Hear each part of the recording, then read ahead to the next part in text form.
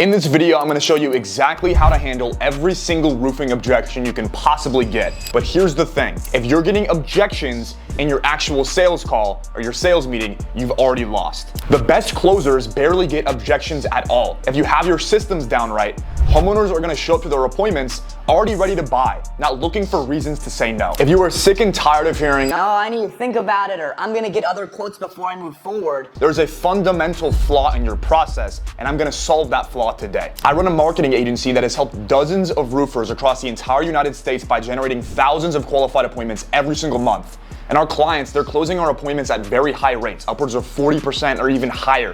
We have some clients closing our appointments at 70%. And it's not because they're better at handling objections, it's because we have a system that prevents them from happening in the first place. I'm gonna go through 3 stages where objections are actually created and go over how we can eliminate those objections before the homeowner even sits down for their appointment. Section number 1, your objections are coming from your marketing. From the first second that a homeowner sees your ad or gets a phone call or your piece of marketing, that's when objections are created. So if you have a bait and switchy advertisement, for example, you're like, new roof for $2,000 or free roof, you are attracting people that you can't sell to because there's a misalignment between what you're telling them in marketing and what you're gonna tell them in the sales process. Everything needs to be completely congruent for your process to be scalable and for it to be consistent. So obviously, if you're marketing for a $2,000 roof, you're gonna attract homeowners that only have $2,000 for your roof. If you're selling a roof that's $10,000 to $30,000, you need to find a way to attract that customer, attract that ICP. So ICP, it means ideal client profile. Anybody can throw up an ad and say free roof or government funded roof or new roof for $2,000, but marketing to your ICP is what sets the best marketers from the mid marketers. So a lot of times when you're getting an objection, it's not necessarily an objection because they're unsure. It's an objection because that ICP doesn't fit your offer. There's not congruency from what you're selling to who you're selling to. Your product doesn't fit who they are. So of course they're gonna object. It's like if you're trying to get a cat to bark. It doesn't make any sense. It does not make any sense. There's no congruency. All right, section number 2. So this is what we call the 48-hour trust gap. So this is between the time that they book and the time that they have their booking, right? So this is why it's very important to get them in as soon as possible. But let's just say it was 48 hours, right? So a lot of people they're like next day or 48 hours from now, or if you are booking people a week out, this is just a PSA. Don't do that. It's just eating calendar slots and they're probably gonna no-show and waste your time. Do not be doing that. You probably already know that, but just a little PSA for everybody that's doing that. So 48-hour trust gap. So between the time that they book and the time that they're booking. So they have a pain point. They have a problem that they're trying to solve, which is their roof, right? That pain point is high when they see your piece of marketing, which is why they took an action and they booked. But when they booked, their problem isn't solved yet, right? So there's this gap of time between them feeling pain for a problem and then the solution to that problem, right? But the way humans work, a lot of people, they're going to try to find solutions to solve that pain between the time that they book and the time that they're booking. And a lot of times, the places that they find solutions to those pain points are your competitors, right? So if your nurturing processes aren't constantly giving them clarity and reinforcing that solution to their pain point, which is why they booked, if you're not constantly reinforcing that throughout the entire nurturing process up until the appointment, they're going to find solutions for that pain or answers to their questions, answers to their objections with your competitors. And that's where you get people that are like, oh, I'm talking to other roofers, I need some more quotes, I need some time to think about it, because there's no clarity. So during this process, they're gonna have questions. They're gonna be like, how do I know this company is legitimate? Is this gonna fit the price that I'm looking for? Do they do good work? How long have they been in business? Have they worked with anybody in my area? All these different types of questions. So these are, the frequently asked questions. So if you're not answering these questions or you're not pre-handling these objections, it's going to cause them to find answers elsewhere. Or at the very least, when they show up for the appointment and they have those unanswered questions, you're gonna give them the price. And as you guys know, questions become objections when they're on the other side of the paywall. So here's what the solution to this 48-hour trust gap looks like. So I'm gonna write down solution. So you can have email sequences and also a pre-call video. So we have this process built out for our company, and then we also help our clients build this out as well. So your email sequences, they need to be automated, and they need to be answering the most frequently asked questions or frequently given objections before the homeowner meets them, right? So imagine there's like 10 objections, and think of these objections as cancer cells, and they start to grow and grow and grow. The closer you get to that appointment, the closer you get to giving them the price, giving them the offer, right? Think of these emails, these pre-call emails and this pre-call video as like chemotherapy that's laser targeted. So before that appointment becomes an appointment, you got the chemotherapy attacking these cancer cells, and instead of having 10 objections, you might dwindle that down to 3 or 2 or 1 or 0, right? So by the time that you give them the price, they're ready to buy because they have clarity, they have all of their questions answered. If you leave these cancer cells to the call, it's stage 4. And that's why I said in the beginning, you've already lost. Cancer is everywhere. It's spread to all of your organs. Only the very best closers in the entire world have a shot at maybe getting them to say yes. And that's not a spot that you want to be in.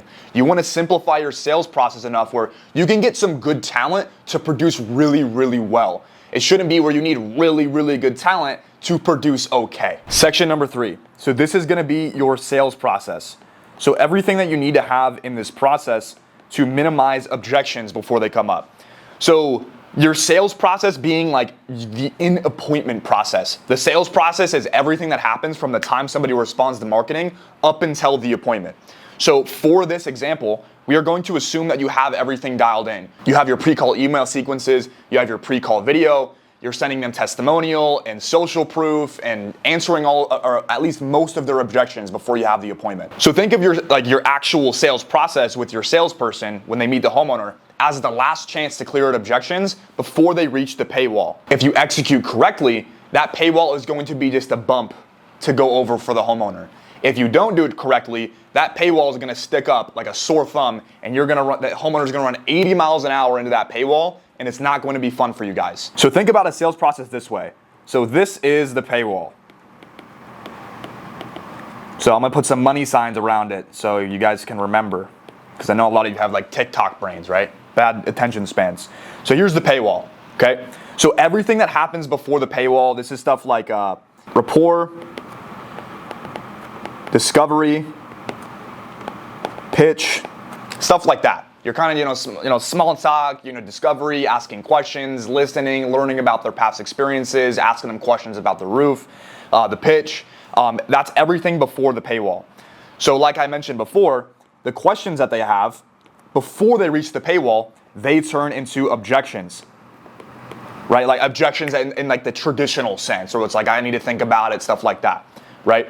So their questions turn into objections right when they go through the paywall. So us and our pitch, discovery, and rapport building, we need to take these questions and we need to eliminate them with laser targeted chemotherapy before we reach the paywall. We want to give them maximum clarity before we give them the price. So here's how you need to structure everything. It's honestly very simple. The more sales conversations that I have taken, the more salespeople I talk to in multitude of industries, the more I realize that like sales tactics are kind of bullshit for the most part. Like if you have a script line by line, I mean, some people think like that works, but for me, I think that it puts conversations in a box and everything is fluid. Conversations can never be the same. If I have a conversation with Sally, it's gonna be different from the conversation I have with Jeremy, right? So I wanna make sure that I have a good approach and I have a clear-headed mind before I go into those conversations. Yes, I have a framework of what I wanna do, but I don't have everything scripted line by line. So if you do that, I would strongly reconsider to just have a framework instead of a line-by-line script that you practically have memorized. Because here's the thing, if something sounds scripted, in that homeowner's mind, they're gonna subconsciously be like, oh, salesperson, this guy's trying to, the paywall's coming, it's coming, and their resistance goes up, and their clarity goes down, and your ability to solve their questions before they come into objections also goes down. So here's the approach that you need to take. So you need to come from the perspective of service. Like, I'm here to serve this person. They have an issue with their roof. At this point in the process, when you're talking to them, you probably already did your inspection. You probably already flew a drone, whatever your process is. So you know that they have a problem. So you want to come from a place of service and a place of telling the truth. There's a lot of scamming, sleazy salespeople out there, and homeowners can pick up on it. Complete honesty is what sells the best. If you are truthfully telling the homeowner about who you guys are, what you do, the problems that you're seeing, and the people you've helped, they are going to see that, and it's going to help you in your process. If you feel like you have to kind of inflate numbers and kind of lie in little white ways around your whole process, that's going to be something that they pick up on, and it's going to decrease your close rate. So if you're coming at this conversation from a place of service and honesty, you've already won half the battle. Now we need to get into how you build rapport and what you do in your discovery, because the discovery, like I said, that's your last shot at clearing up those questions before they become objections. So here's kind of what I do. Very simple. Every time that I see an appointment comes in or a lead comes in, and I tell the clients this as well, spend 5 minutes before the appointment going over their account. Did they respond to any of their FAQ emails? Did they text you back? Did they have a confirmation call from a setter? If they did, listen to that recording, see what the conversation was. What ad did they see? What marketing did they respond to? All of these different types of things. If you guys have like a survey, what did they fill out on their survey? So you can kind of draw similarities. Go into that appointment with a plan. Go into that appointment trying to find connections between you and them. This is going to be paramount in your ability to ease yourself into the conversation and make them feel comfortable. Because you are a salesperson, but you do not want them to think of you that way. If you've ever gotten a compliment from a homeowner, you're a really good salesperson, I'm gonna break it to you. That is not a good thing. Them complimenting you on you being a good salesperson is not a good thing, because they shouldn't see you as one. They should see you as a contractor that is trying to help them. If you have your pre-call process dialed in, you should already have a head start of how you want to angle your discovery. And this, by discovery, all I mean is the angle in which you're asking questions to the homeowner. So you should already have all the information, like I said, like the set call or the responses to their FAQs, like the marketing they responded to, the testimonials you sent them. So you should kind of have an idea of what questions they might need answered, right? So we just kind of want to dig that out of them within this process by asking them the right questions and listening. You got 2 ears and 1 mouth for a reason. So here are the main things that we want to get a good understanding of before we give them the pitch. And we'll get into like what you should be covering in the pitch. So in your discovery, in roofing, you really want to know past experiences with roofers.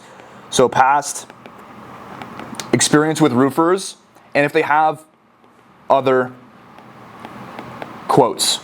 These are going to be the most important things that you can get a really granular understanding of before you get into the pitch, because roofing is a need, right? They got a leak, they got missing shingles, they need to get the roof replaced. It's a matter of who. So we want to find out the who, and we want to find out the when, and the how, and the where, and the why didn't you go with them, and what did the quote look like, and all these other types of questions, right? So our ability to ask these questions in a correct way and get clear-cut answers is going to drastically increase our chances of us nailing down all those questions. So we want to master the art of asking questions, right? So just because we want to know what their past experience looks like, we don't want to just ask them, hey, what's your past experiences with roofers? That's like a very interrogation-y way of asking them a question. So we want to master the art of kind of hiding that under a layer of like conversation and friendliness, right? So here's an example of a way that I would ask that question. Oh, what's up, Timmy? It looks like your roof's 18 years old. It's old enough to freaking vote, dude. You know, so I throw in a little joke, ha ha ha, 18 years, old enough to vote, whatever. You know, they laugh, right? So you get them to laugh, their guard goes down, and then we ask them the question. Have anybody come out and take a look at it last 18 years, just kind of your first time around? And they'll be like, nah, you know, we got a couple other guys that come out, and now we're down the rabbit trail, right? So there's a couple other guys that came out. It's like, oh, got it, man. Well, when did they come out? Was that recently, or did you guys have another problem before and just kind of got it repaired, a little patchwork? It's like, oh, you got 2 other guys that came out recently. You see how this tracks? They came out recently. Well, did those guys smell weird? They smell funny, or they just give you some crazy outlandish quote? Why didn't you go with them? Like, why are you talking to me here today, Timmy? You know? You see, I'm very like laid back the way that I'm asking the question, but I'm still going down the rabbit trail. The objective is me finding out, do they have other quotes? What do those quotes look like? What do the past experiences look like? What do they not like about those roofers, right? For example, yeah, we had one guy that came out, 3 weeks ago, and they didn't really have like the best warranties. We're really looking for that security. Pain point, found it, right? Ding, ding, ding, ding, ding. Question that we just cleared, right? So that's something. So like we take a question. That's the worst question mark of all time, but just bear with me. So we take that question and we put a pin in it. I don't know how to draw a pin, but we put a pin in our brain, right? So we're like, okay, warranty. This is something that they really, really like, or what they want to focus on, right? So once you get to your pitch, like explaining like what you do, how you guys do things, you need to make it a note to really emphasize that part in your pitch about the warranties you guys have, about the security you guys offer with the roof that you put on, your guarantees. And I'm assuming that you explain that to everybody, but you want to throw some extra pizzazz. You want to put the spotlight on that because that's going to clear up that question. We want to make sure that it's just knockout punch. We see that question, just boom, it's done. That's what we want to do with the pitch. The discovery, all it really is putting a spotlight on those pain points and questions, putting a spotlight on those questions that could become objections. And in the pitch, we tailor that pitch in a way that answers their pain points directly. So by the time we're done explaining the process, the homeowner's like, this is freaking music to my ears. This is exactly what I've been looking for. I wanted warranties. This other guy gave me a bummy quote, and this guy cleared it up completely. This is great. Let's do it. Another example of this. So you're asking them about kind of their past experiences, and you're like, did the guy smell weird, or did he give you a weird quote? Like, what happened? And they're like, yeah, they just gave us a really expensive quote. And let's just say the quote that they got is actually cheaper than the one that you're about to give them. Uh-oh, what do we do? Very simple. Now we know when we go through the pitch, we need to take an angle on value, the quality of work that you guys do. That's what needs to be truly emphasized during your pitch. You can't sound vanilla, because if you sound vanilla, if you sound like a commodity, they're going to compare you apples to apples. You want to make it an apples to oranges scenario by selling the value of what you guys do, whatever that may be. Whatever sets you guys apart, that's what you want to highlight. So if you execute this correctly and you have this framework where you kind of think of your discovery process as kind of like, sitting down in your seat, being super chill, coming from a place of service, and just really seeing what questions that this homeowner has, highlighting those questions, putting a pin in your brain, and then tackling them one by one during the pitch, you shouldn't have objections by the end of your call. And if you do have objections, that is something that you need to track. You need to note that down. You need to see what common objections you are getting. You need to be recording your sales conversations and seeing at what part in the conversation could I have cleared this up. If you do that, you will slowly get better and better and better, and your sales process will become more seamless over time. Hopefully this helps. Take a look at our other YouTube videos. I'll talk to you guys soon. Peace.